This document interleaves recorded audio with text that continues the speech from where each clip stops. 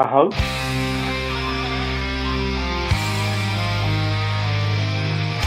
Tottenham till I die. Tottenham till I die. Spurs die hard. Tottenham till I die. Tottenham till I die. Spurs die hard. Tottenham till I die. Tottenham till I die. Spurs die hard. Tottenham till I die. Tottenham till I die. Tottenham till I die. Spurs die hard. Tottenham till I die.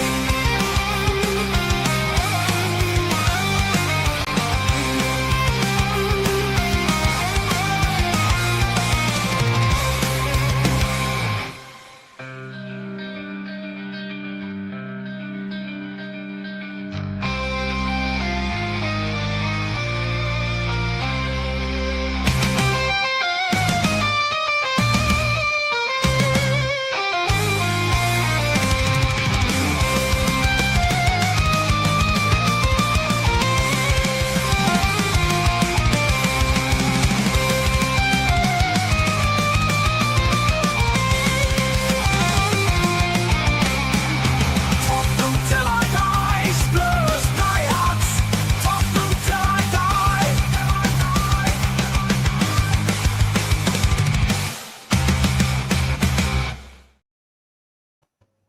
Good evening and welcome to the Sunday edition of Spurs Diehards, TTID Tottenham Till I Die. After a 2-2 draw yesterday with Brighton and Hove Albion, with me to discuss that and look ahead to Doncaster on Wednesday night, one of our regulars, Callum. Good evening, Callum. Evening, mate. Evening. It's nice to at least not be discussing a loss. Let's put it that way, isn't it? Absolutely, a game that I guess could have gone anyway. And my regular partner in crime, Adrian. Good evening, Adrian. Yeah, I'm fine. I'm happy. I mean, who would thought, we'd be like joint top second after 5 games. I mean, it's if there's still lots. I'm sure you get into it. We've still got a lot of work in progress to do though with this team. No. Well, we will come on to that. I mean, in terms of we're a little bit depleted, 1 or 2 call-offs today. So I think Ange Postecoglou must have taken training on Friday because we've got a couple of hamstring strains. But Ange is another story. Good evening to all of you watching. Do hit the like and subscribe button.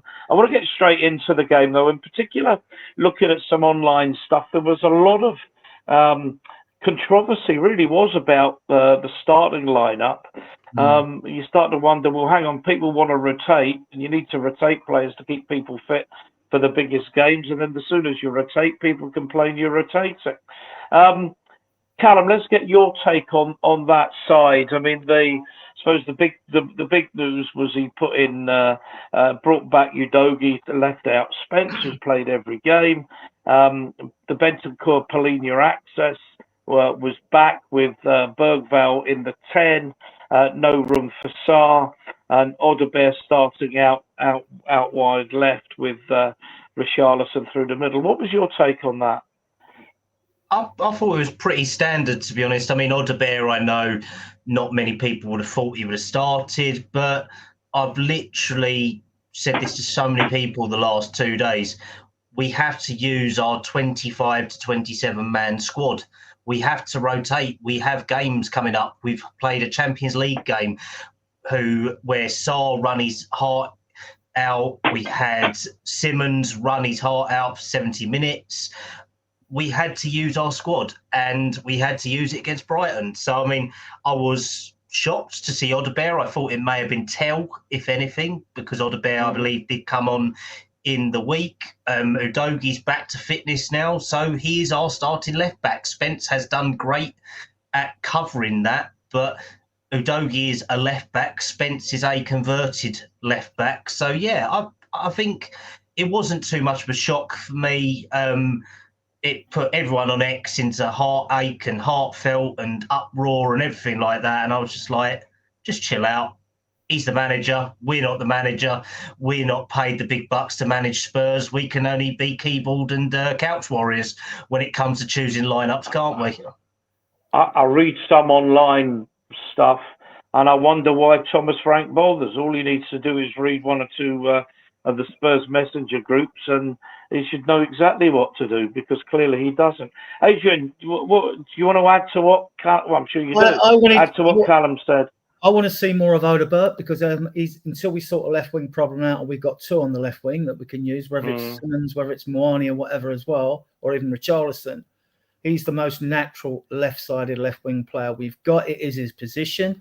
He's still got to develop. We know that, but he's definitely got something about him. Regarding team selection, I mean, I think fans should just always look at, the month of fixtures you've got ahead, because we got Doncaster Wednesday, then we got Wolves, then there's an international break. Once we get back to playing the Champions League games, when we got a game every 3 days, then I might be more critical about team selections or teams that he picks for certain games. And but if we carry this form through, and look, we haven't really set the world alight. We played well against Brighton, should have won the game. We didn't win it. It's, one of them. But like we're getting the results. We're getting results in here, and we've not. This team, if this team clicks, if we've got a forward line, if we get a forward line that can click, and we're playing like we are now, we're going to batter teams. I think we'll batter teams. I'm going to talk about the presence up front, Adrian. Let me just say hello to one or two. Brian in the chat. Good evening. Sorry, need to show that online. Brian, good evening. Roger. Always look good for your analysis on all things Spurs. Thank you. Yeah, we do our best. And Graham, one of our regulars. Good evening, Graham. No doubt you nailed it on the predictions competition over the weekend.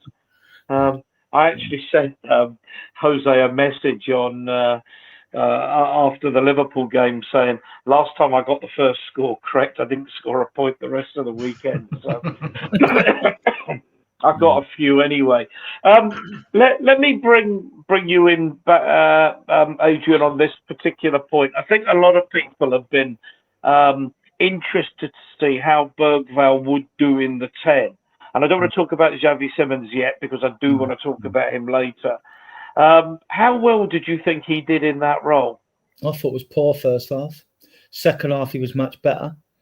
He also screwed up for the goal. Right? Well, the second goal, He's young, you know what I mean? Well, I'm not going to get on his case for it, because he's shown us for his age and what he's done for us. I think it's been fantastic. But, yeah, he's not... I've always questioned the discipline among our midfielders. Like, what is your actual role? You all tend to roam all over the place. Or you're not given designated, like, zones to stay in, and they're your responsibility. So, no, I mean... He's going to be he is halfway to being a superstar in most fans' eyes anyway, Bergvall. But he's got to develop, and that comes with time and wising up and making the right decisions, He tried to play out, didn't he, at the back and then the guy scores that wonder goal, which, to be honest, both goals were preventable. Vicario should have done better anyway. But on Bergvall, I really like this player. I think everyone's eyes on him now. I mean, like, even in the Premier League, they're all looking at him and thinking, what we've got. Cal, Bergvall in the 10 role, what was your take? Yeah, I mean, I'm kind of echoing Adrian. I thought he had a poor first half, but he kind of grew into the game. But we're talking about a young player here who's got less than, just one season properly in the Premier League. Realistically, 7 months, if we really want to break it down. He didn't start breaking through until January. And to be honest, he's come off the back of 2 man-of-the-match performances against Yellow Submarine pile of crap who likes to take on sort of pending criminals, and a team that literally walked out of their stadium halfway through and set fire to Westfield last weekend. So it doesn't really inspire confidence. But Bergvall's a good player. I mean, I think he needs to find his best position. Is he an 8? Is he a 10? But I think there's a versatile young ball of energy there who I think has a very good future. And the fact that Barcelona were looking at him and we managed to nick him and convince him to come to Spurs, it says something about him at the end of the day. So I think everyone saying the Bergval's shit and criticising him is completely wrong, to be honest. Yeah, These young players will have bad games, won't they? Simple as that. I mean, I think that boy's possibly the most improved player in the Premier League. Maybe one of the most improved players in Europe. I think he's going to be a star. I mean, a real superstar. I mean, what is he? He's still 19. Yeah. I mean, but let's talk about those 2 goals that we conceded, because it has been good, and there was talk on some of the chat groups that we wouldn't concede more than 35 goals or something this year or this season, and then we concede 2 that was two goals that were really poor goals to lose. The boy, I can't remember his name, took the goal beautifully for the first one. But Cal, let's bring you in first again. That high line just reminded me of Ange. One ball, one straight ball. The players running through. There's no cover. Even Van de Ven's pace was never going to get near him. Yeah, it was a scrappy goal to concede, to be honest, and it was like sort of carbon copy of some we conceded last year and the year before. It was really poor tracking by our guys. I mean, Romero I think, was it Romero that was at fault for the first one, where he just didn't catch up to Minter and then just stopped running. Vicario committed too early out of his box. He just ran round him, to be honest, and realistically, it was a shit goal to concede. And when we're thinking that it should have been called for offside, I mean, you wait for the flag to go up. You stop the action without it being played now. That's the whole point of this new offside bollocks. Pie in the sky for me. They've got the lines, wasn't given on the field. The one thing, because of the high line and everything, Odebear lost the ball and was bundled off the ball very easily, Adrian, for it. I want to discuss lack of presence up front. Yeah, and even I think Bentancur had something to do with the goal. The thing with both these goals we conceded, they were both preventable. They were both easily preventable. They shouldn't have gone to the final phase where we lost, where we conceded the goal. I mean, I thought Bentancur and Odeberg, probably I can't recall it exactly, but I remember seeing Bentancur sort of, he didn't commit himself as well, I think so. And it was their main ball through the game, wasn't it? Trying to hit one long ball out and get a runner onto a runner, bit ex Conte and Marino for us when we used to have someone onto him. Were you not surprised though to see us conceding that goal? I mean, I just did not expect to see a Thomas Frank side conceding a ball to a goal to just one long ball. I was, because they couldn't get out of their half for the first 10 minutes. I mean, we was all over them. We were swarming around them. And I thought, well, this isn't going to be like last season. What won't happen? If we get a goal or two here, which I thought we were going to get, I said, we ain't coming out here half time and wilting because we're made of sterner stuff. That Europa League, it's put a steel into this team, into the squad. There's steel in the squad now. They've got belief, confidence, never say die attitude. So, so that's not going to happen. We'll lose games, obviously, but I mean, I just thought it was a bit of a shock. And then to concede goal 2, I thought, well, you can always lose games when you make silly mistakes like that, But like we did it at Brighton last year, so people might be having nightmares of last year, Yeah, well, tell me. But let's bring you back, Cal, then. Sorry. I've done that and then done that again. That's it. It was, again, another bad goal to lose. I mean, we all look at the goal. Our goals are brilliant. The other team's goals are rubbish because they're our mistakes. But, every goal, most goals are preventable. Let's be honest. And that was a really, really poor attempted clearance from Bergvall. Followed that with, I don't know what Vic was doing. I mean, waving it goodbye into the corner. I mean, poor clearance showed a lack of game management from that, to be honest. And that's one thing I have seen a little bit from clearances in the box the last couple of games, at least. They don't want to.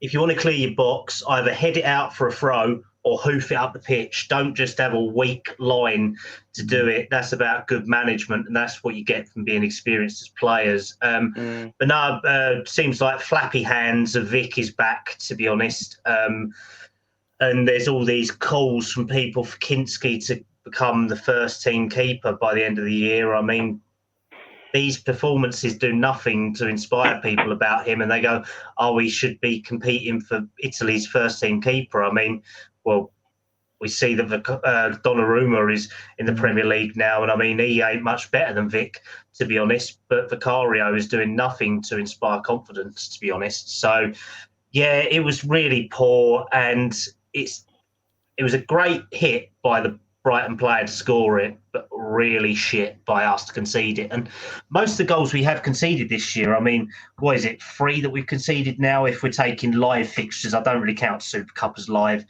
The Semenyo goal by Bournemouth was our fault for not tracking. The first goal today was yesterday was playing a high line, and this one's from a poor clearance. It's not from teams playing well against us, it's from us playing shit against them. Exactly. Yeah. It's our own making, and this is what is sort of a hangover from Angie's time as well, where we had so many mistakes in us that I just hope they don't start creeping in. Yeah, it shouldn't. Yeah. I mean, from Bergvall, that could have been stopped before it even got to Vicario. So I know we'll know a lot of fans will blame Vicario just because everyone loves Bergvall more. But I thought Bergvall, looking to me, I thought, I think he thought he had it covered and he was going to push it away. But that ball was just bending away from him as it was coming to him slightly each time. And I just think he misjudged it, because it wasn't his judgment, because obviously he let it in. But I just thought he misjudged the trajectory of the ball, I thought. So, but not good. He should still have got it, right, in my opinion. Let me just bring in the chat very quickly, because we've got 10 Australian dollars donation from Peter Kagais. Good evening, Peter. That reminds me, I was dancing the night away at the Benidorm Palace last Sunday, a soul and Northern Soul and Motown thing. It's the second time I've been gifted a membership on this channel. I'm a co-owner with Adrian, so I don't need to get. So if you are giving people memberships, if it is you, Peter, not me, give it to someone else, please. That would be really. I think the algorithm does it, Ian. I don't think you get a choice in picking people. Oh, does it not? Okay. No. Well, look, thank you anyway. Seriously, I don't want to appear ungrateful, just if someone else can benefit from it. Nita is in the house. Good evening, Nita. Point of a physical team, our second half told a lot.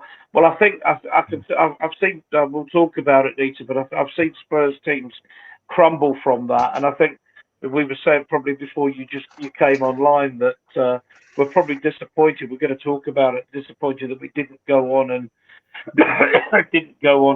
and win it. Nita's booked for Spain in October. Freedom, don't know where you're going, but always nice in October here, Nita. Always nice here.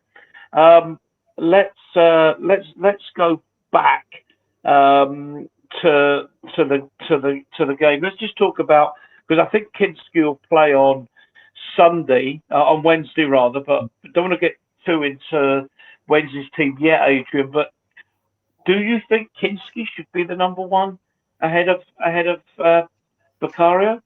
No, he's got time on his side. I don't actually. I mean, do you remember the ball? I mean, they've both got errors in them. They both offer something different. I think Kinski's a lot better in the penalty area with his distribution than Vic is, although Vic is getting rid of the ball quicker now. So Frank and Fabianotti, a goalkeeping coach, have been having words with them. But, you know, I'll go back to the FA Cup when Kinski lets that one slip through his hands on a near post. That's worse. That's worse than, you know, so... No, Kinski's got time on his side. He'll probably get a run out Wednesday, as will a few others that didn't play. And then we've only got Wolves before the international break, I think. So another one. Yeah, another one. I know fuck off. It'd be nice to go to the international break with a win, won't it? Though, you know what I mean? Because we ain't. But the last 9 times we haven't gone in with a lost or drawn or something. Yeah, no, I wouldn't. No, you got to stick with Vic. He's the experienced goalkeeper. I mean. And his agility's better. I mean, he does pull off some miraculous saves. I mean, he pulled off 2 or 3 good ones in the Europa League Cup final, right? It's just it is frustrating whenever one of our players makes a mistake. Everyone calls for, for the government to bring back hanging, don't they? So no, you stick with him. You stick I with him. have to tell you, Adrian, I have never ever called on the government to bring back hanging, ever. Right, okay. But there you go. I know you guys are old, but I didn't know you was that old that you remembered hanging. Jesus Christ. Ruth Ellis, yeah, I remember Ruth Ellis. To be hanged. Yeah, I think 1965 was the last hanging in this country, and I was 5, so I don't remember it. Adrian was there. Adrian was pulling the levers. Oh, yeah. Did you know, just on that, I know it's slightly off topic, but do you know where the expression leg pull comes from? Yeah. You were hung in the old days, right? They used to hang drawn and quarter of you. So, like, because it was such horrific and painful, if you had relatives or friends, when you were hung, they would run over to you and drag your legs down so you was dead before you could be drawn and quartered. I'm sure you weren't interested in that fact at all whatsoever. I'm just wondering, did Charles I ever play for Tottenham Hotspur?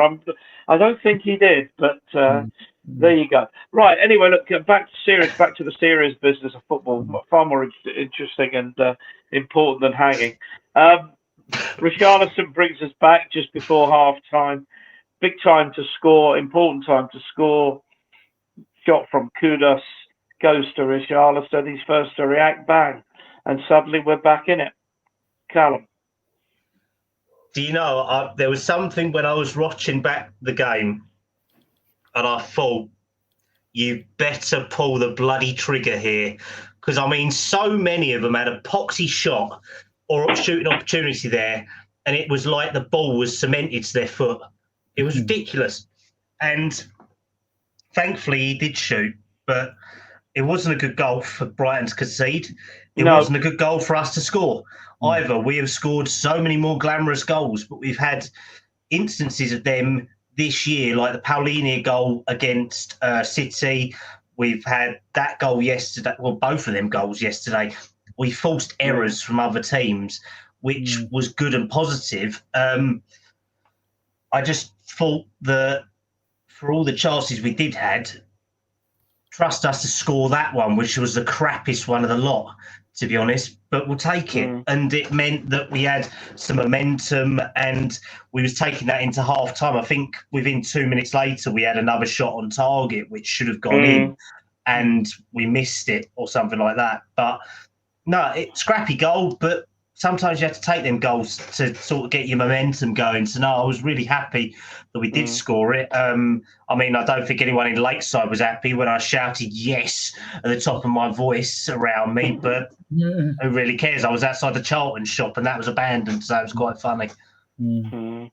Adrian, scrappy goal, but a good time to score it. Yeah, it's always any time's a good time to score a goal. But Richarlison, no composure. I mean, when you look at the player, he's just turned and wellied it as hard as he could. There was no sort of that certain bit of a composure that a striker's got to sort of place it a bit more. I mean, it really had to come off the keeper to go in the net. I mean, he got through before. All right, it was a tight angle, and he's just got no composure, and he just blasts the ball over the bar, didn't he? Oh, he's not good enough. I mean, let's be fair, he's not good enough. But we are where we are with the squad of players we've got, but he's not good enough. Well, I'm going to talk about that and this end product and this presence up front. I think it's really important. But as Kudus has got 2 assists to his name, because it was his. Adrian, I'll keep you on there. He gets an assist for the own goal. On the one hand, again, if you're a Brighton supporter, it's an own goal's never a good goal to lose, is it? But a bad goal to lose from a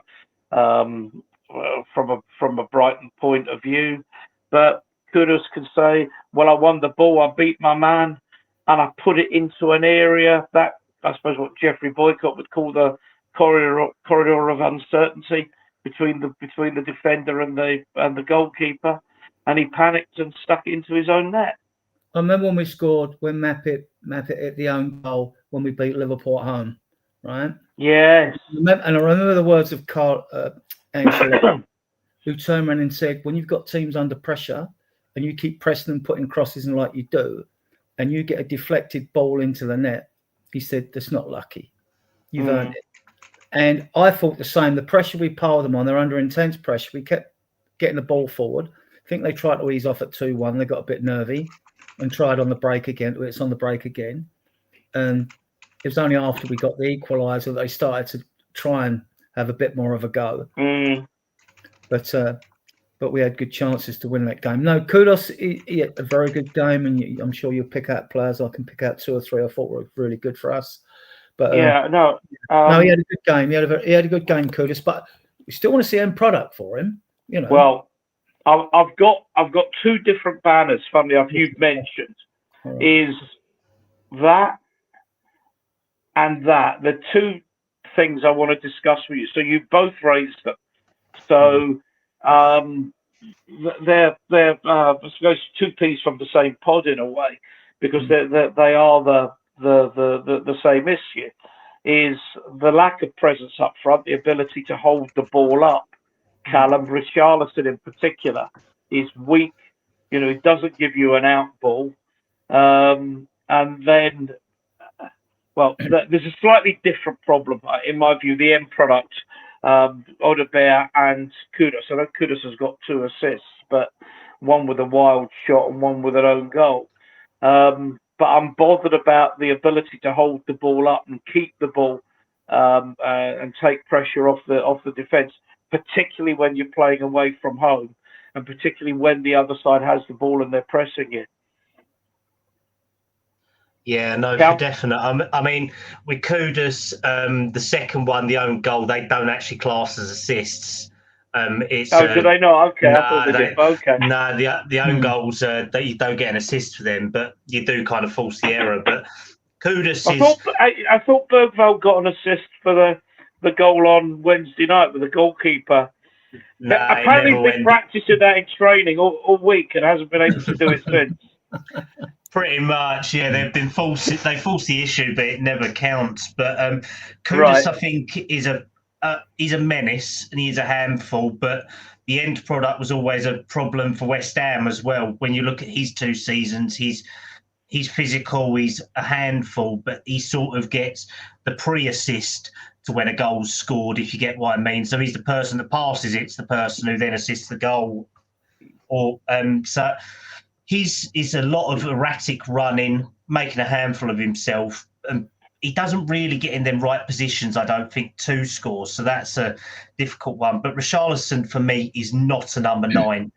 He had, one good World Cup / Copa America, whatever it was, and he was all right. But he's not Brazil's number 9. He's not Spurs' number 9.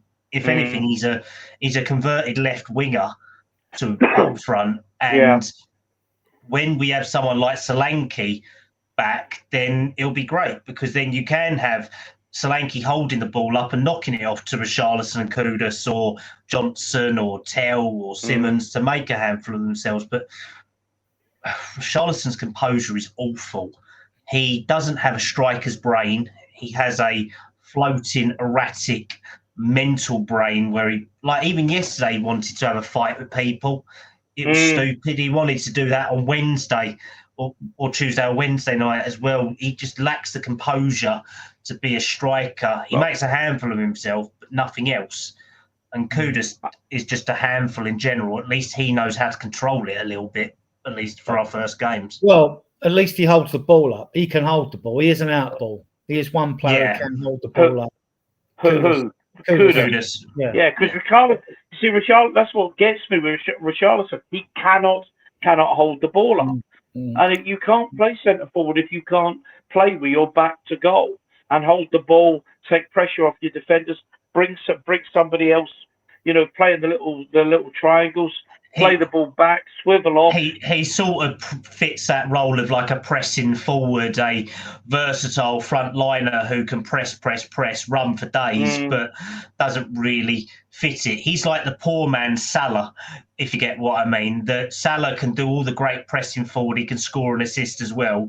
Richarlison could do all the pressing, all the running that Salah does, but not the finishing and not the assists. His stats are always that he dominates, he can do lots of dribbles and all that, but then he either ends up on the floor, he squares it completely wrong, he overhits a ball, or he shoots and it just goes wide. His main goals for Spurs will come as headers. So if you want to put the ball onto him and he runs into the box, then great. Other than that, it doesn't really have stuff. And yesterday kind of proved it, that he had so many times that he should have shot as a striker. And the time he does shoot, he scores a scrappy goal, which you kind of would expect to score at that close range, if you get what I mean. So it's... I mean, just a few stats I picked up on, because we did dominate, was the fact that like we had 10 corners, right? We had Bergvall's throws into the box, and we had 30 crosses during that game, and we couldn't find his head with one of them. I mean, so we need to improve in those areas. It's good to see us, because before we were hardly ever putting crosses into the box. Now it's Frank has told them, take the risk in the final third, put the crosses into the box, which you want to see. You want to see it. You've got to have bodies in there though, not just one. But with Kudus, I mean, I reminisce about Ginola a bit. His ball, such close ball control, can bring a ball down from nothing, can hold it. And the way he shapes his body and backs himself against an opponent so they struggle to get the ball off him. And even when he's surrounded by two, like, you might think he's going to lose the ball, or he does sometimes, but other times he's like an eel. He just wriggles free and he's gone, or he lays it off. So he's a massive upgrade, Kudus, for us. Obviously, we've Fulham got to score goals though. I'll keep you there, Adrian, and I'll bring Callum in on this, because there's a couple of things that I wanted to talk about relative to this. We are desperately missing Solanke. Yeah. It's a statement, but it's a question for you. No, Slanky gives you that ball control, that touch. He's got instinct inside the box where he'll come onto a ball and score, whereas Richarlison seems to wait and see if everything happens for him to make it easier for him. And he'll get the odd header, and he scored that scissors kick and all that. But look, he did the same for Brazil in the World Cup. He scored a goal like that, didn't he? And but he's not good enough. With Slanky gives you much more. But even Slanky, we've seen in one season 15 goals in all competitions, well, probably about 8 league goals. And we need to. That's his first season. So okay, your first season, not bad. But he's not a proven striker for us. I mean, you're hoping he's going to do well, but hope is not a strategy. We didn't have to worry about proven strikers when we had Kane and Son. Now we've got to worry about Richarlison and Solanke, because Solanke may turn out to be, a top-notch striker. He hasn't proved it yet. He's done okay, but that isn't good enough for what we want this season. But Adrian, he has a presence. And my real worry is, as I've said, this lack of presence up front. And in particular in the middle. Tell doesn't have it. Richarlison doesn't have it. I think Solanke has a presence.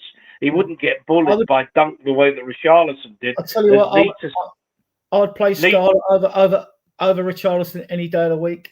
I'd even bring Lancashire back and play him over him, because for what Richarlison gives you, which, all right, he can do a bit of shithousery before he has a sub come on the left wing or whatever, but you're in a team to score goals and make things happen. And he doesn't make things happen. Good strikers make things happen for themselves, but you have to make things happen for Richarlison, basically. 3 league goals in 5 matches.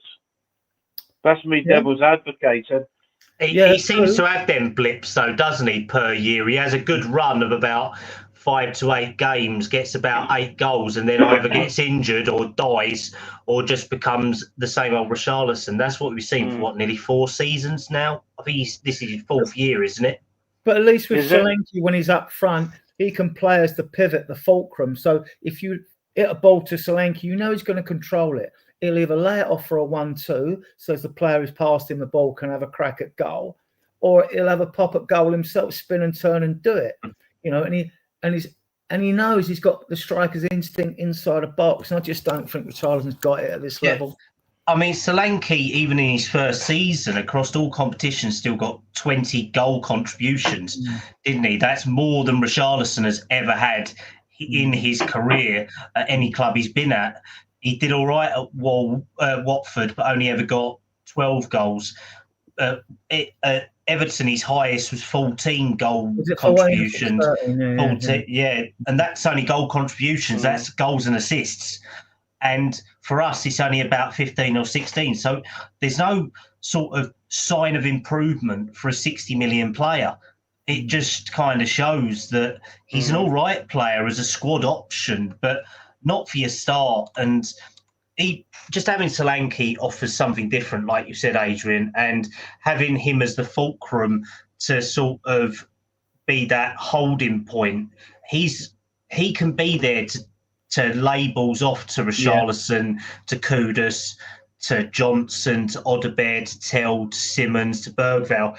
Even if he's not scoring goals, he's creating goals, like what Kane did for us as well. So that's what we kind of need. And we are genuinely lacking that. I mean, I would even at this rate give Johnson a go up front, to be honest. I think Johnson could do something up top for us like he did for Forest as well, because I just don't think that Richarlison offers us enough going forward.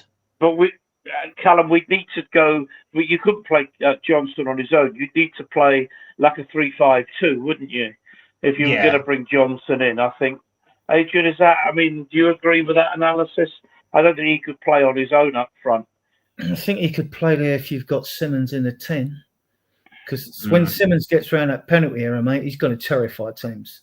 I mean, he showed a little bit. He's only been with us a little while. He showed a little bit of what his threat is in the game. Got some critique for his misses, fair enough. Could have done better, but it's early days of him and his quality, his absolute quality, right? We're lucky to have him, I think. So, yeah, so if you were playing Johnson through the middle, then you would do that. But, you know, I don't know how Moane's getting on with his dead leg and his fitness. And I think... I got the impression Moane would have played a role on Saturday. Yeah. If he hadn't got this injury. I don't think we should worry about it too much because, like you say, we've got the Doncaster and Wolves game, then we've got a 2-week international break. So Moane and Solanke should be back after the international break, definitely fit and ready to go. So that'll be good, you know. One of the increasing speculation that Mr. Kane is going to come back to the Premier League next season. Moane's only on loan.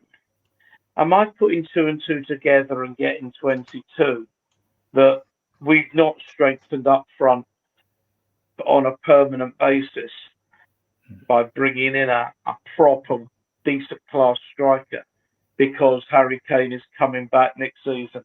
Callum, you're the sort that might have heard a rumour or not to that effect. What do you think? I think that there is a lot of sort of speculation out there, but they are definitely reviewing it. I mean, Moane is only a temporary fix, if you get what I mean. There's no permanent clauses in there, anything like that. I think they will review it, and long term, they view Richarlison getting sold either in January or next summer.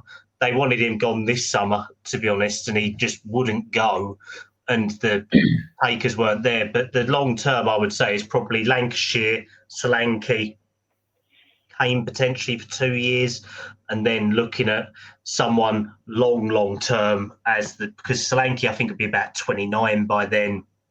Lancashire will be about 22. So that's next sort of level. Do you go the number 9, a 19-year-old who's younger to come in to back up? Could that be Mason Malia? Could it be Tiernan Thompson? Could it be Harry Gray, Archie's brother? Could it be? I forgot about this. William Mason. Williams Barnett. Yeah. This William Mason. Adrian, Yeah, I just want to go on the Kane thing first. Yeah, please. There's a lot of it seems to be a bit of a romantic notion. I did sort of say, oh, come on, if it was January, pay 70 million and get him back, right? Because he's better than anything we've got, even at his age. But fans got to be realistic. I get the knee-jerk reactions when things ain't quite firing up front. But Kane's not moving from Bayern Munich in January simply because he's going to win another league title with them. He'll probably win the German Cup, and they'll probably get to at least the semi-finals of the Champions League. And they could, with their front 4 or 5, they could even win it, right? So Kane, if you're looking at Harry Kane guys out there, summer is a possibility. I think he still would like to break Shearer's record. They brought that new striker in Bayern, didn't they? I can't remember his name. Younger. I can't remember who he is. They've got Michael Elise, they've got Dyers, they've got Kingsley Coman, they've got Harry Kane, Musiala. I mean, look, they're not short of riches. I mean, I'm sure they'll thank Kane for his service, and if he wants to come back in the summer, he will come to us.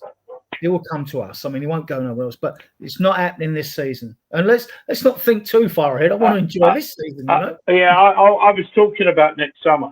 I mean, I was just looking at, there was all summer, Spurs are saying, we are not looking for another centre forward. We know Solanke's injured. We're sending Lancashire on loan. We know Richarlison isn't good enough. They're trying to send Scarlett on loan as well. Mason Melia, it doesn't come till he's not there yet. When's he come? He's February. You've got to be 18. It was the same. We had the same issue with Vuskovic not being 18 until February. Right. So January, we've got no cover. So the logic, to me, the logic of this is that Kane will come back. I mean, I agree with you. I think he'll want to bring back. He'll want to try and have a go at Shearer's record. I don't think it will go to Chelsea. Arsenal, in any event, have just bought Gyökeres. I don't think he'd go there. Where did he go anyway? Yeah. I think so as well. And Ian, and Levy gone gives Kane an excuse to come back as well. It does, doesn't it? Anyway, that's speculation. Let's talk about the real stuff. Xavi Simons left out of the starting 11, Callum. I know we got a rotate, but it's not as if he's played 100 games. I was a little bit surprised at that. I was a little bit surprised, but I think that realistically, he'd played on the left for the last 2 games, hasn't he, against West Ham and Villarreal. Bergval's done all right in that time. I just think he was general squad rotation, to be honest. I think that we can't, because remember, he came in, 2 days before the end of the window, and he wasn't even in time for us to play against Bournemouth.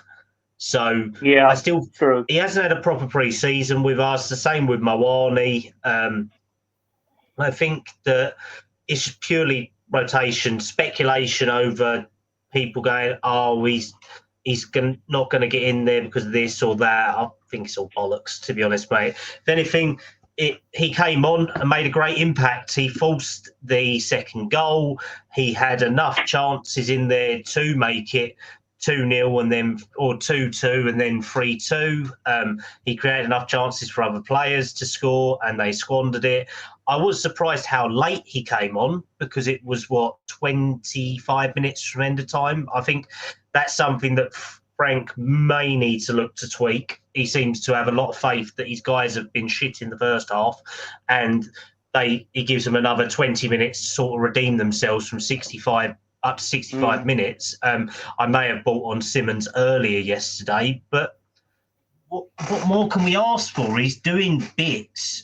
He wasn't great against Villarreal, but he is having an impact as a 10, as a left winger. He can do set pieces as well. He can do corners. So I just think we need to give this guy time and all that. Yeah. I mean, he's already probably turned out better than Richarlison. Let's put it that way. Yeah, maybe we should leave Richarlison out and just play Simons.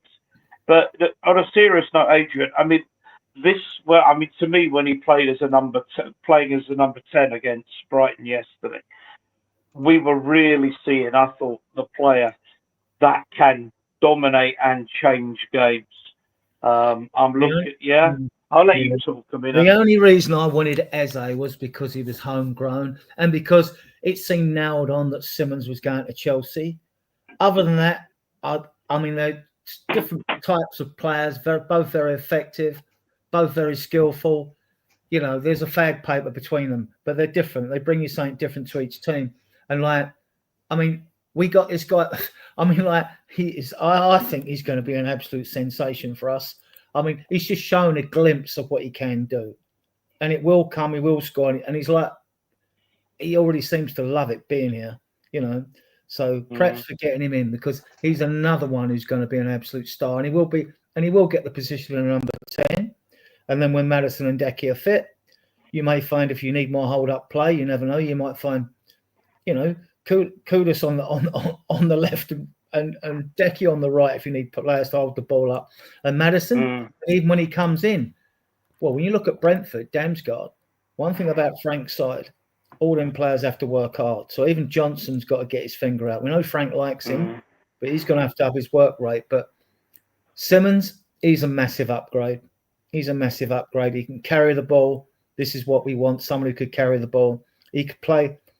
He could even play as a ball-carrying 8, really. He could play as the 8 as well, which is what we're lacking. The nearest thing we've got, the youngest player we've got like that is probably Tyrese Hall, but he's too young and not ready. Well, let me, because you know I hate getting too obsessed with numbers. But did you not think that when we made the changes in midfield and was Bentancur went off, didn't he? And Simmons came on. I think I've got that change right. But we almost had a 6, an 8, and a 10. We had Bologna as a 6, Bergvall as an 8, and Simmons as a 10. And I thought it worked perfectly. Yeah, I mean, you don't have to play a pivot all the time. I mean, depends how a game's going. You might have to bring someone on to tighten it up a bit, or you might think, well, if you know, if you're on point and your passing's good, and like you're dominating the game, then you can make, you know, you can adjust your tactics and change your player in there to suit how well you're playing. I mean, and I think this is what I like about Frank. This is what I like about him. He's gradually improving things. He said in his presser that he thought this was our best performance of the season. So from tactical and what he's seeing players, probably yes. From a fan's place, is well, best performance usually ends with a victory. but no, I mean, yeah, look, we haven't got to play a midfield pivot in every game. I mean, it can be, you know, one holding midfield player, one box to box, and one really attacking midfield player. But that's how we finished. That's how, you know, with Polina, Bergvall, and Simmons. That's how we were on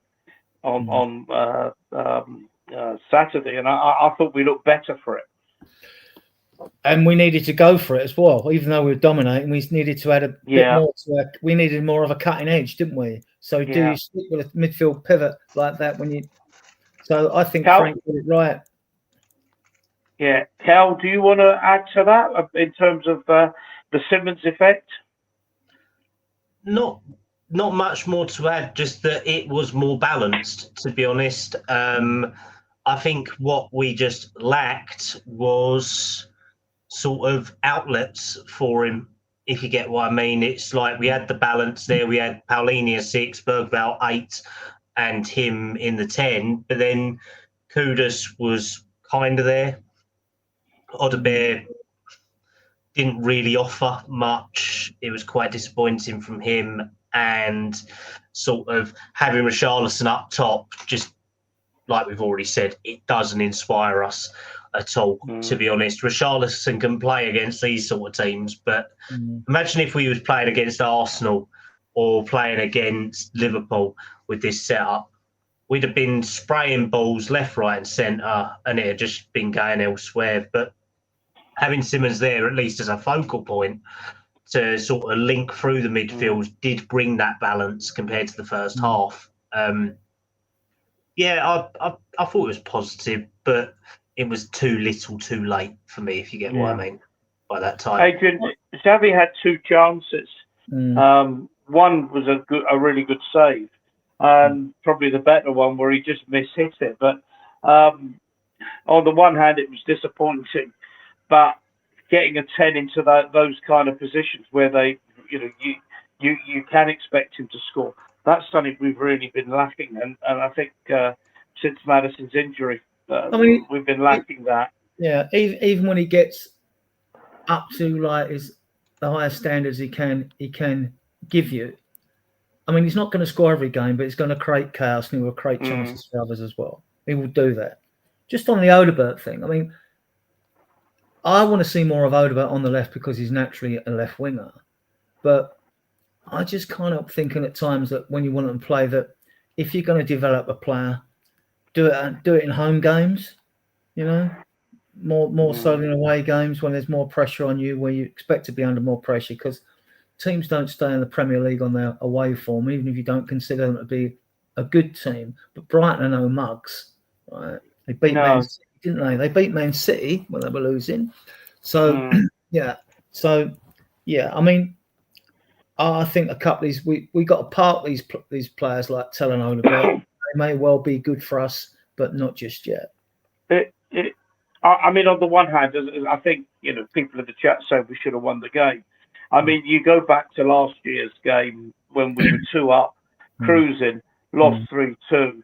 And it was one of those games, I think, excuse me, my cold's still playing me up, where a lot of people felt this was Anjati's absolute worst, didn't make any tactical changes, stood there with his hands in his pockets, hoping the players would come up with a solution, and they didn't. Here we're 2 down to 2 poor goals. But we came back, and there were long periods of that game where we threatened to win it, and looked like in the end we were unlucky not to. Yeah. I mean, I remember last year, I think the critique of Ange really wasn't at half time. Fans were, we should have made changes at half time. Hang on, no, we were winning 2-0. That wasn't the time. When they got the quick goal in the second half, I mean, you thought, okay, all right, you might have to make some changes here. We're still winning the game now, but when it went to 2-2, then he should have changed it. But he didn't. So, but this time with Frank, and look, like I said earlier, I mean, I just think this team's got something about it now. We've seen teams that have won trophies before and they've gone on to further success. You just create that confidence and belief, and this team's got it. And they've got stickability. They didn't fold or anything at 2-0 down. They kept going. Actually, they upped the game. They were better in the second half. So, and Brighton, well, to their own downfall. I think we thoroughly deserved a draw. In fact, afterwards, I felt like we lost 2 points. I felt it was like 2 points lost away to a good team. I couldn't agree with that more. I mean, you'd never say going to Brighton and coming away with a draw is ever a bad result, would you? No. Let's bring you in. Yeah, I think realistically, probably a draw was deserved from it. I think that Brighton did have chances to win it, but from us fucking about in the midfield again and at the back, to be honest, we kept losing it and turning it over really weakly.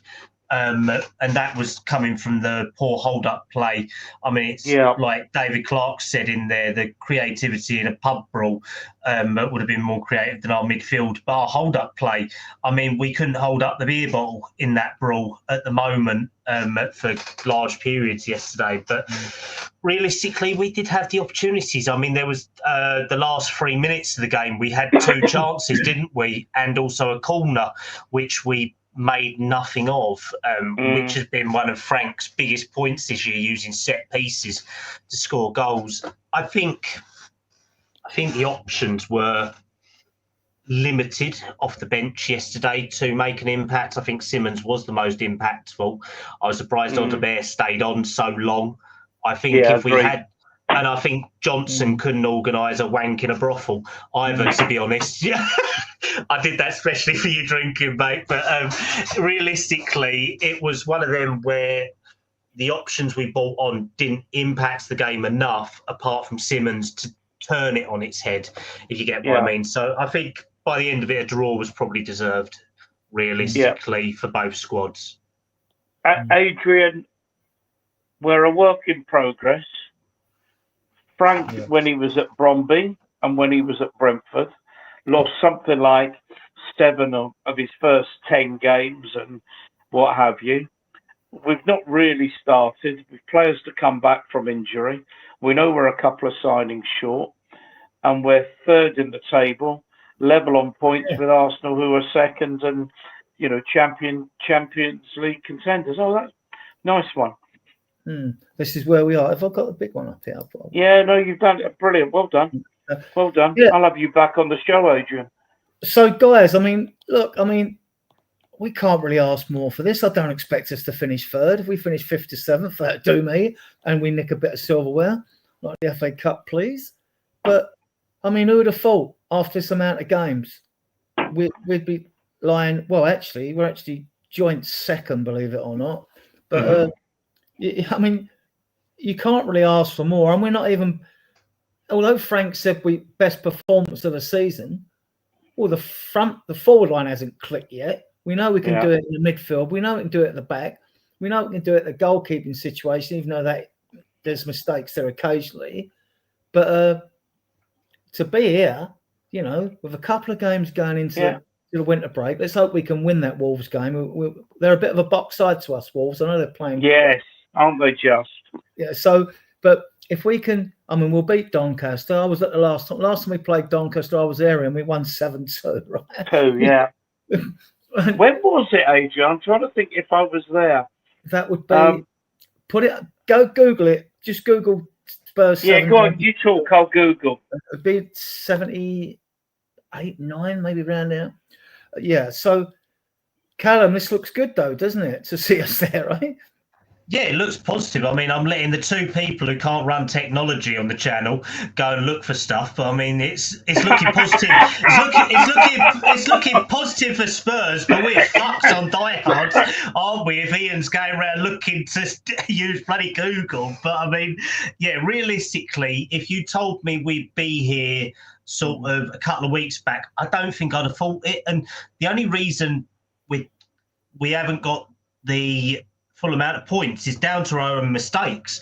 We played well in the majority of these games at different points. It's just our own problems that we're creating. Arsenal are ahead of us on goal difference because of the 2 we conceded yesterday, and Liverpool are ahead because, 1, they're a freak of nature and spent so much money, and 2, they've had some very good decisions in their favour through VAR and PMGOL and all that. Crystal Palace, like Liverpool, haven't lost a game. They've drawn 1-2 and drawn 3.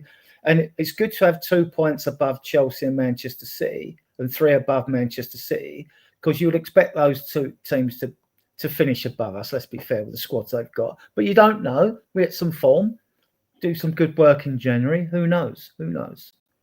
No, exactly. It still shows that we have space in our squad for different options to come in. We know that we can still improve on stuff, but realistically, I think that the only sort of complete squad in the league at the moment is Liverpool. Everyone else has glaring issues, and we're just one of them in there. But it's quite obvious to see. So no, I'm happy if we get another, say, 3 points against Wolves next weekend. I'll take it, to be honest, and we'll actually be, I think, nearly a third of the way of the amount of points we had last year as well, and we've got more clean sheets than last year as well, and we've scored enough goals in there, even though we haven't played that well as a front three. So no, I'm happy at the moment. Okay, Adrian, did you get us back on screen, pal? You're the technical expert. Hang about, where are we? Great. That's really reassuring. Oh, very good. I click on you, it doesn't say that. Oh, you're back. No. Oh my God. Oh, here we go. The little man, that's it. There you go. I've got it. I think I've done it. Right, there you go. I can survive another week. There you go. I've got the date there anyway. December the 3rd, 1975. I was there. I might well have been there. I don't remember it. I was 15. Callum, you'd have been there probably, 10, 11 years old then? Yeah, you can fuck right off. Yeah, I was still swimming around somewhere, let's put it that way, at that place time. That's all I'm saying on that one. I'm saying nothing, yeah. All right, well, let's talk about Doncaster. I mean, we've got some squad rotation, so I'm going to put a potential team up. But you guys, I don't know. I know you haven't got that long, Callum. So at some point you'll have to go. Yeah, I can do about 15 minutes, mate, and then okay. Well, that might do it. That might do us tonight. That might well do us. So with only 3 of us on, and we've covered the game. We've covered where we're at. I think we're all happy. I've just put a team up. I'm thinking, right, we've got to rotate, but we've still got to be strong. I'm suggesting Kinski, because it's his turn to play. If he doesn't play in this game, he may as well go off somewhere else. Spence didn't play yesterday, so he can come in at right back. Danso and Davis at centre half. And then Udogie, maybe give him another 60 minutes to improve his fitness. I might be completely wrong, and the manager may take a view, no, I need to rest Udogie, because that was his first, what does he play, 80 minutes or whatever. I suspect Gray's got to play. There's talk Bissouma is finding his way back into favour. He's apologised to the manager, I don't know. Johnson Tell. And I left out Moani on purpose, because I wonder if Moani is fit to start. I think Moani will get a half, maybe second half. Something. He had a dead leg. The rumours he had a dead leg. Depends how bad the dead leg is. So, I mean, Frank has said he sees Gray as a midfielder, which I do as well, or even a centre back. So I could see Gray starting in midfield, but if you wanted to rest both fullbacks, Gray could start at fullback as well. See, we're in unknown territory here, right? But it's well, that's why I'm putting some names forward. Yeah, I mean, I could see Odebert starting again because he's not playing against, right? So, and then you got to look at on the right hand side. Does he bring Johnson and rest Kudus? We don't want to be burning Kudus out. So, and then it looks like it would have to be Richie up front, right? Midfield 3. Ideally, it'd be Gray. I mean, yeah. I want to see Gray in midfield, but yeah, I mean, if he's got Gray and Bissouma, I mean, might he give Xavi Simmons an hour? Might he feel I'll give him an hour to really dominate a game, get us 3 or 4 up, and then I can take him off? As you took Bentancur off, I think it'd be Graham Bentancur in there. Then you could play Simmons in the 10. Yeah, you might have Simmons, Saar, or Bergvall in the 10, to be honest.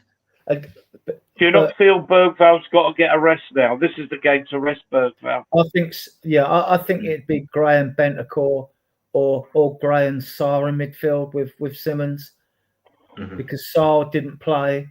But I don't know if he's got a slight knock or anything. But I mean, maybe he was saving Saar for Wolves. That's where you want him. But then he's going to go strong. He's going to go very, very dynamic against Wolves. Let's not say strong, because we've got more than 11 players for this first team now. So, because it's the game before the international break. So you just want everyone to go hell for leather against them.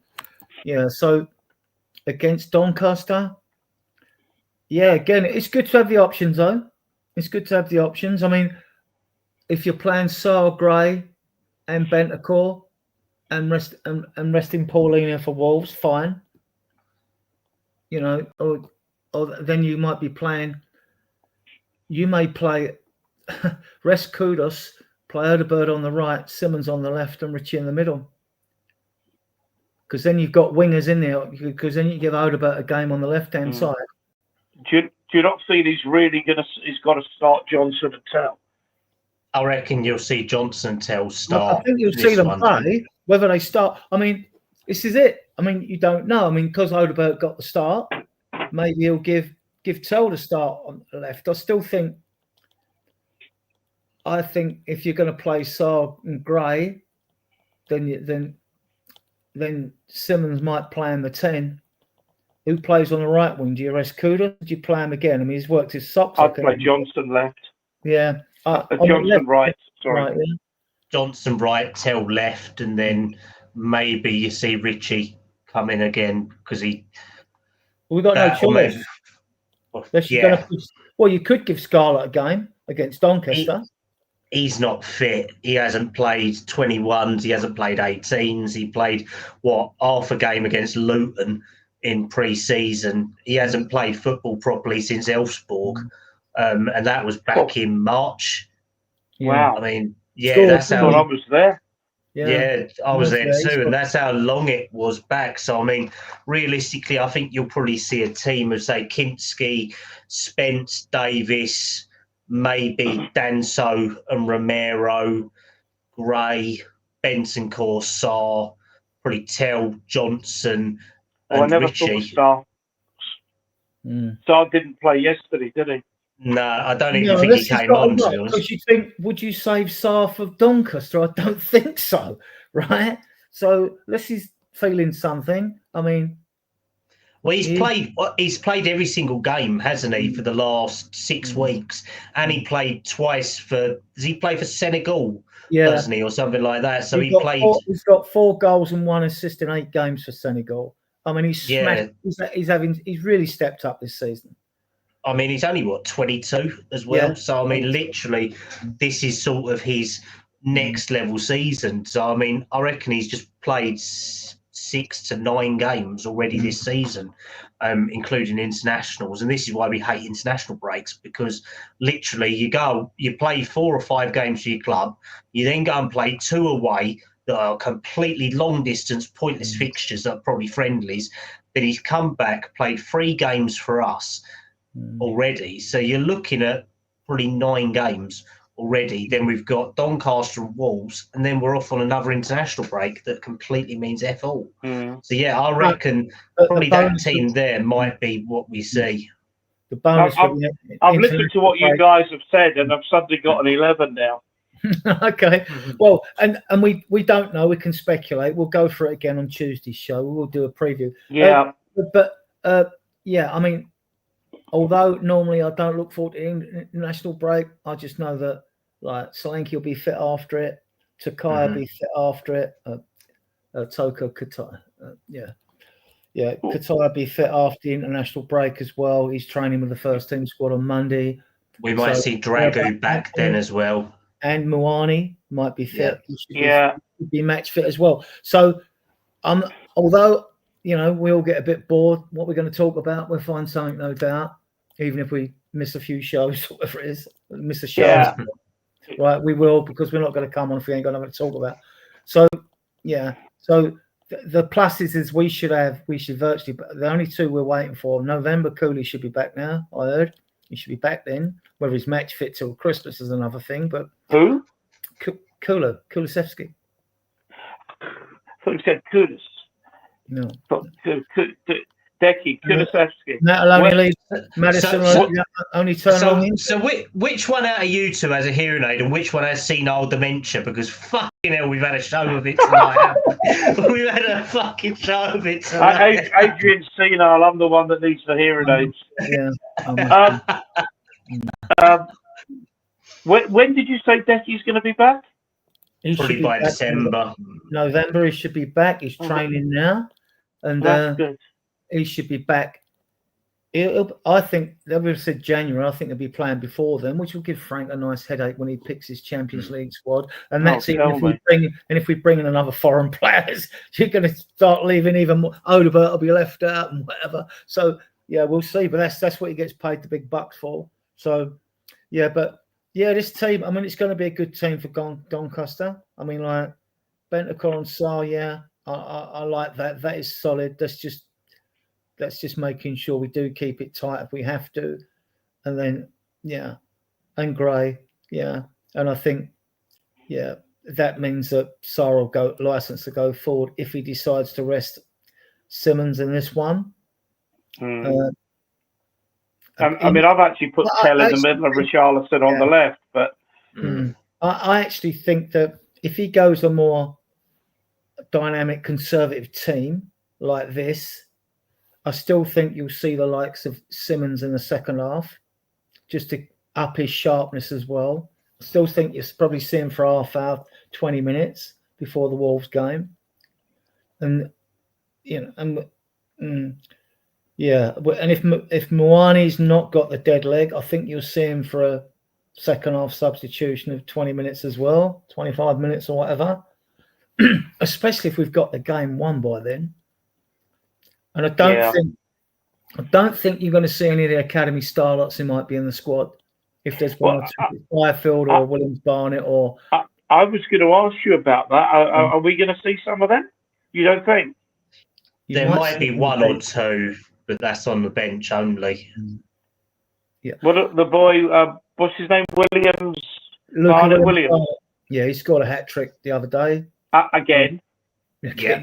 I mean, the guy's got such composure in front of the goal. It's unreal. He's so composed. Is he not someone you put on the bench? And if we can, these games are never easy. I never take anything for granted. Well, Ian, but we get 3 or 4 ahead, you can put him on. Ian, you just showed the difficulty in us in picking a squad. Now, Andrew's got a squad of 27, I made it out right now. All right, a couple of them aren't fit. But you can't then throw Williams Barnett in, Byfield in, ahead of players that are in the squad. It destroy their confidence.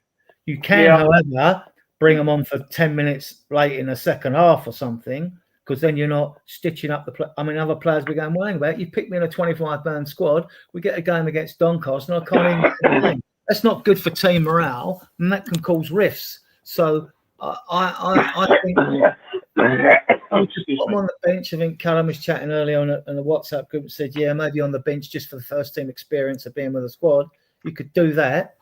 Go on, Callum. You might see maybe 4 academy graduates on the bench. You might see Austin as the backup goalkeeper with Vic being given a break. Mm-hmm. You might see Scarlett on there like we did at the weekend or like we did yesterday. You might see Byfield making up one of the defensive players and maybe Barnett making up sort of the one of the attacking contingent. But there's a good chance that probably one of them will be the 19th man, just say, in the squad. So he'll travel with the squad and be around it sort of thing. But it's like Adrian said, but there's also the impact that we've got that each game that Paulinia and Moani won't play, if they're fit to play in the squad, surely there's probably clauses in there saying that if you don't play and they make the bench, then you have to pay a fee to the loaning club as well. So you've also got that aspect to think about when it comes to these. But when we do think about it, so just say we put them 4 on the bench, we put Simmons in there, so that's 5. You then have just say Porro as 6 as your backup, one of Van der Ven or Romero, that's 7. So that only then leaves you 2 more players to sort of have there. So who do you bring in there? Because you're only allowed a subs bench and 9. It's only in Champions League you're allowed loads. Right.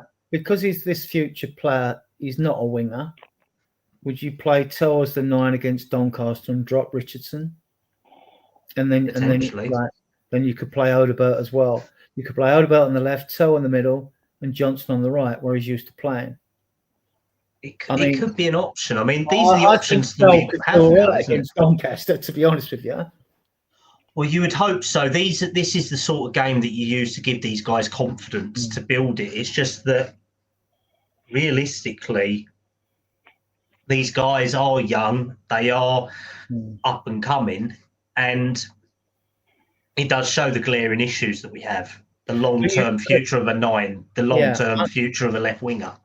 Unlike Fulham away when Ange made 8 changes, but we only drew that game, we lost it on penalties. But unlike that, right, this time, if you play a relatively inexperienced front 3, not so much Johnson, he's been at it for a couple of seasons now, the other 2, we are very solid behind them. Whatever midfield and back 4 we put, we are very solid behind them.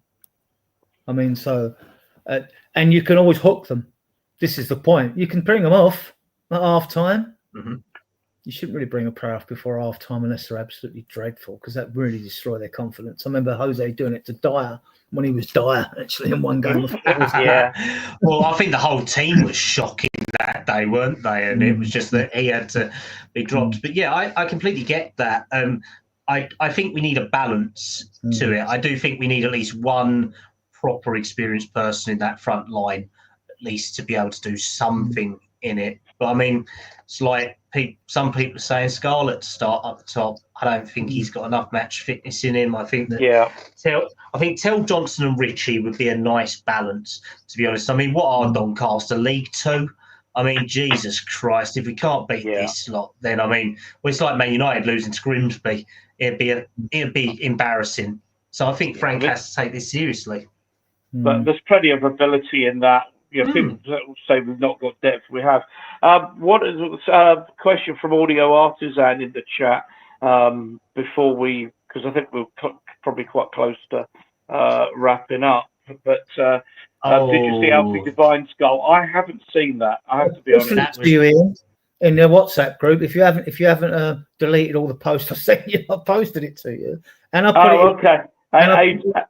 You send me so much stuff I can't read half of it.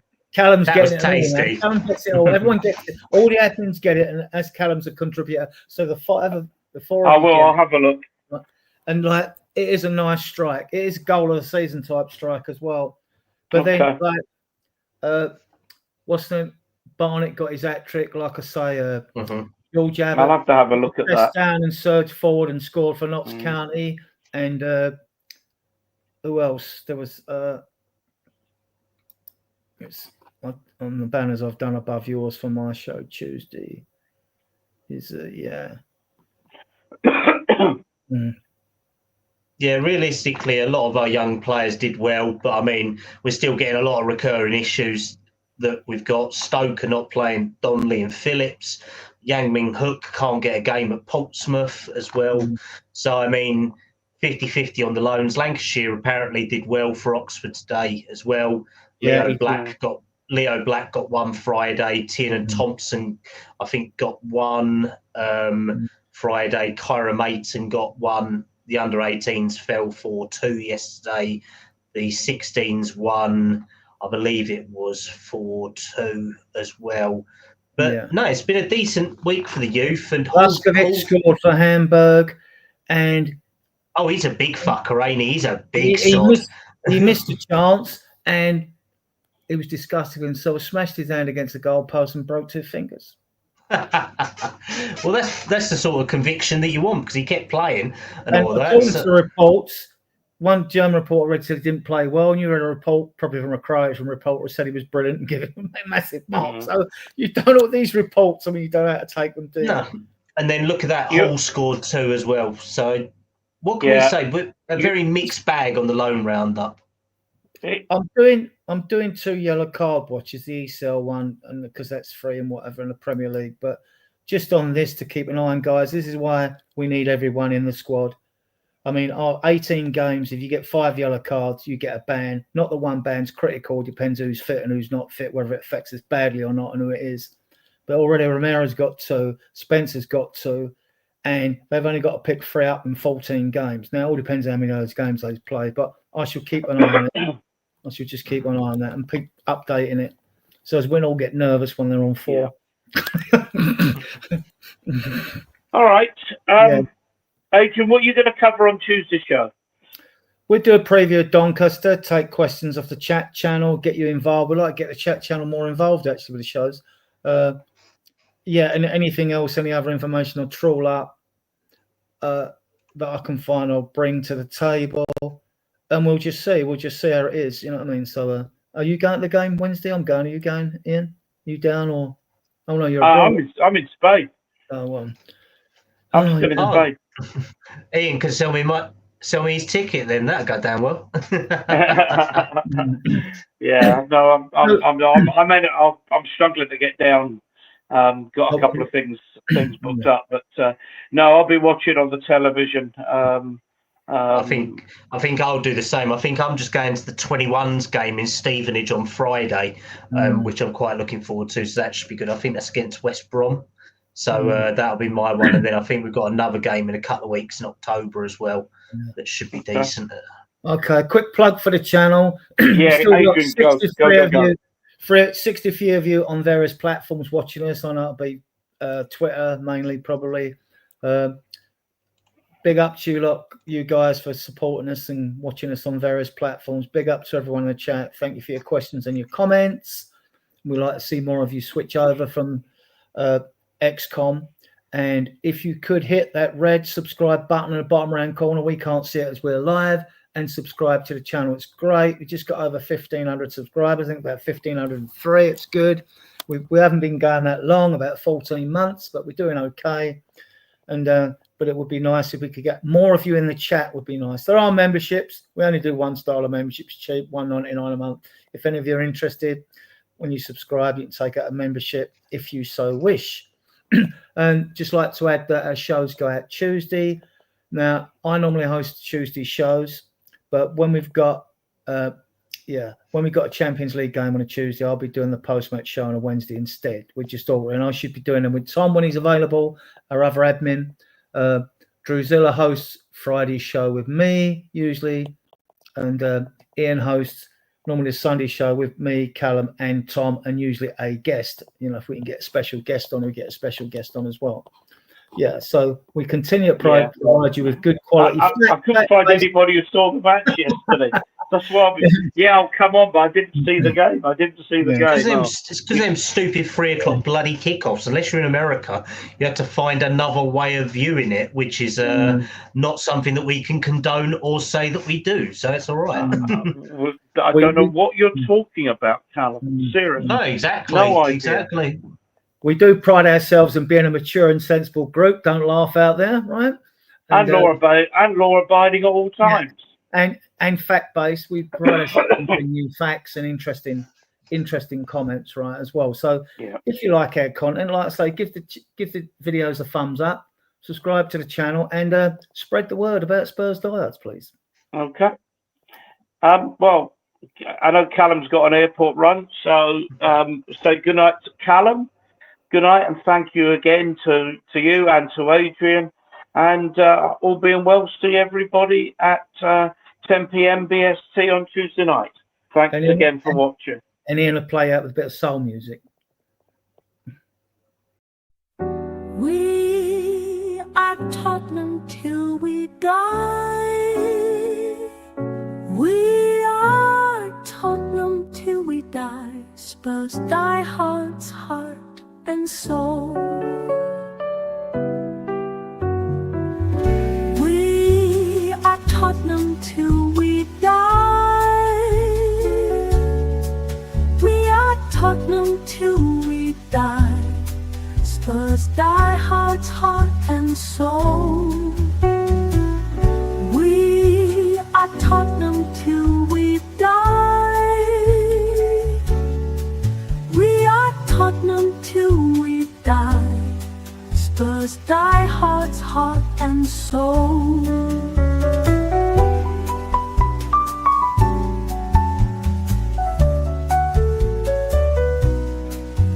Willy white and navy blue.